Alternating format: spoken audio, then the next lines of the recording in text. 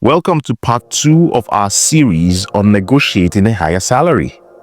In part 1, we covered 4 essential strategies: knowing your worth, timing, proving your value, and protecting your bottom line. Now let's dive into 4 advanced techniques to make sure you secure the best possible salary package. So let's get into it.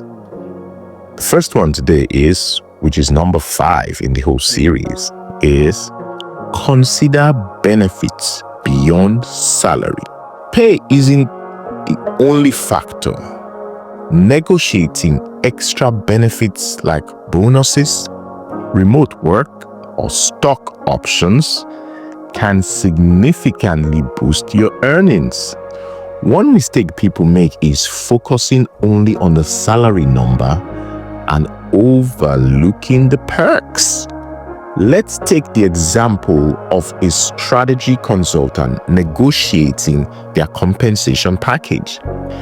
They initially aimed for $90,000, but when the company expressed budget constraints, they pivoted to negotiating profit-sharing incentives, stock options, and increased annual bonuses, ultimately securing a better deal.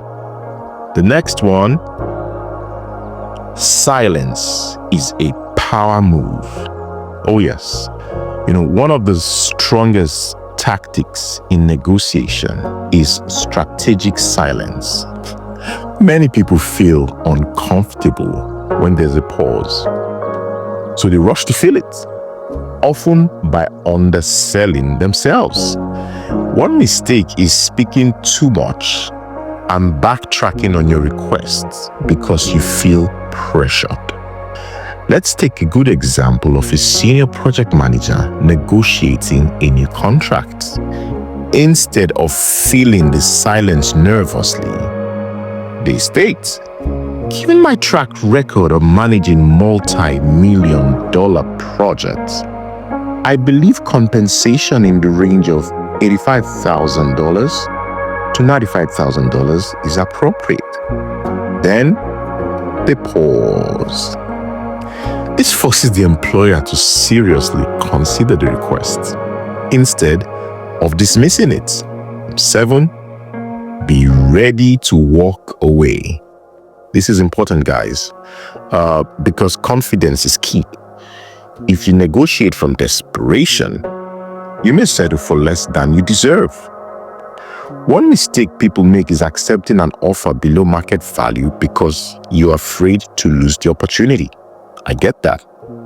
But let's take the example of a software engineer receiving a lower than expected salary offer. Let's say they were offered £65,000, but they knew their peers earn about £75,000 to £85,000. Instead of accepting the lower offer, they say, "I appreciate the offer, but based on industry benchmarks and my expertise, I believe my compensation should be at least £80,000. If that's not possible, I may need to explore the opportunities." Employers respect candidates who understand their worth. And finally, the last one is, don't just focus on base salary.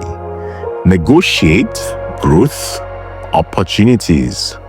Look, if a company cannot offer a raise now, negotiate career advancement opportunities. This can lead to long-term financial growth. A mistake is thinking only about immediate money instead of future opportunities.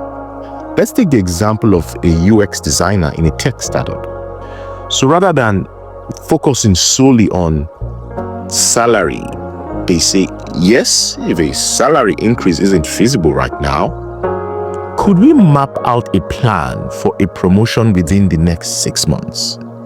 This way, they secure a path for career progression that will ultimately lead to better compensation in the near future.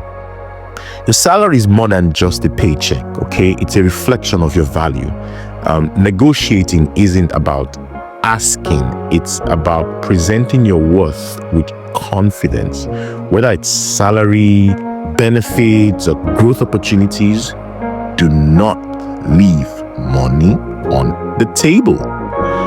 If you found this two-part series helpful, like, subscribe, share with a friend, and let us know in the comment section what's the biggest challenge you faced in your salary negotiation. See you in the next video on 9 to 5 and Thriving.